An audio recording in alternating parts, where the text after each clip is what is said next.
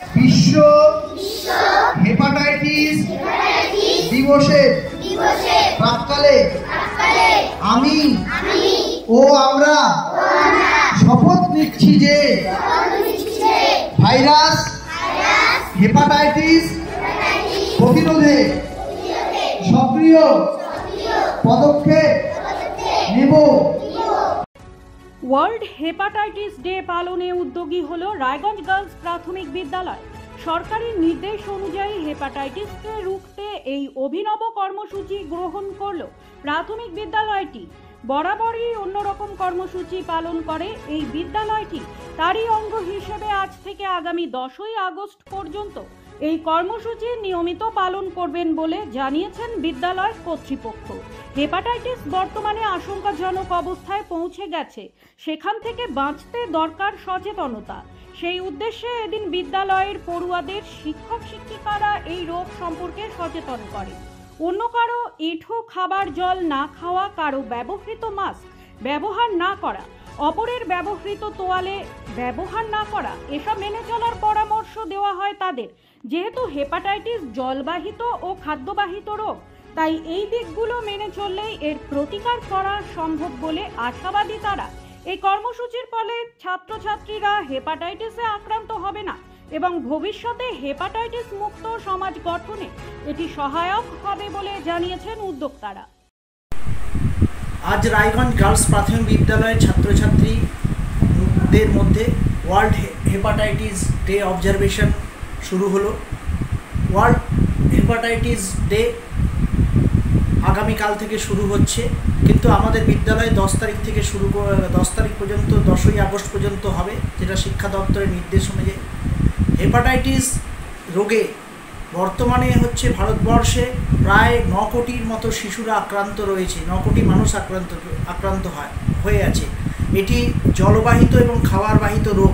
শিশুদের মধ্যে আজকে আমরা হেপাটাইটিস অবজারভেশন ডেতে আমরা বাচ্চাদেরকে শেখালাম তাদেরকে অপরের এঁঠো খাওয়া উচিত নয়, বা অপরের ব্রাশ ব্যবহার করা উচিত নয়, তোয়ালে ব্যবহার করা উচিত নয়, যেটা জল এবং খাবারের মাধ্যমে অসুখটি ঢোকে এবং আমাদের লিভারকে আক্রান্ত করে। শিশুদের মধ্যে বেশি করে এটা হয়। এবং তার পাশাপাশি যে সচেতনতামূলক কাজ করা দরকার, রক্তদান থেকে শুরু করে কর্মসূচি যে তারা বড় হয়ে করবে, এই কর্মসূচিগুলো যেগুলো করা উচিত সেগুলো বিষয়ে সচেতনতা করা হলো। ওয়ার্ল্ড হেপাটাইটিস ডে অবজারভেশন শিক্ষা দপ্তর আমাদেরকে নির্দেশ দিয়েছিল যে আজকে থেকে করতে, তাই জন্য আমরা বিদ্যালয়ে শুরু করলাম। এটা 10ই আগস্ট পর্যন্ত চলবে। হেপাটাইটিস ডে আগামীকাল রয়েছে।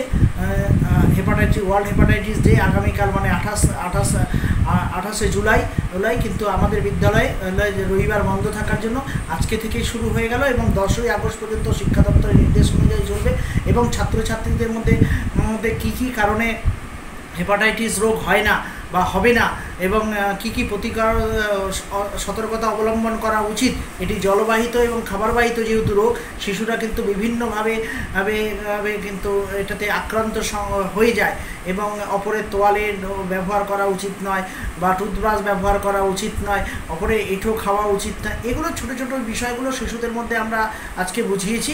আগামী দিনে 10 তারিখ পর্যন্ত এটা চলবে, আমরা করব এবং আমরা বিশ্বাস করি যে আমরা যাতে শিশুরা এই সচেতনতামূলক যে বার্তাগুলো যদি দেওয়া যায়, অবশ্যই আমাদের বাচ্চারা হেপাটাইটিস রোগ থেকে মুক্ত হবে এবং তাদের যেন আগামী দিনে হেপাটাইটিস রোগ যাতে তাদের না হয় সেটার জন্যই বিদ্যালয়ে এই আজকের প্রোগ্রাম করা হলো এবং কি সতর্কতা অবলম্বন করা উচিত সেটাও তাদেরকে জানানো হলো। ব্যুরো রিপোর্ট, নিউজ বৃত্তান্ত। Wait, so this was your wedding look? Oh my God, Tammy, you look pretty. Dhaka থেকে যখন আইছিলাম এ হগল আমার মা আমারে পরায় দিছিল। It's so authentic, Tammy. I will go for this look. But what about my goina? সাদা রঙের রুমালটিতে গোলাপি রঙের কাজ, সব মিলিয়ে দারুণ হবে নতুন কনের সাজ। আমার গয়না আমার শ্রী ঢাকা জুয়েলার্স, আভিজাত্যের গয়না। সব মাই চায় মেয়েকে রাজরানীর মতন সাজাতে, সাজিয়ে তুলতে চায় সোনার গয়নায়। ওরিয়েন্ট জুয়েলার্স, সোনা যা সর্বক্ষণের। ছোট ছোট অনুভূতি, স্মৃতিগুলো থেকে যায় সব সময় আদরে। কুকু কুকু, কিরে হলো? আসছি। লকডাউন সময় তো হয়ে এলো। কিছু স্মৃতির ভাজেই তোলা থাকে শুভারম্ভে প্রাপ্তি। 50 বছরের অভিজ্ঞতায় আগ্নেশ্বর জুয়েলার্স, নিখুঁত গয়নার কারিগরি। Agneshwar jewellers, NS road, Raiganj.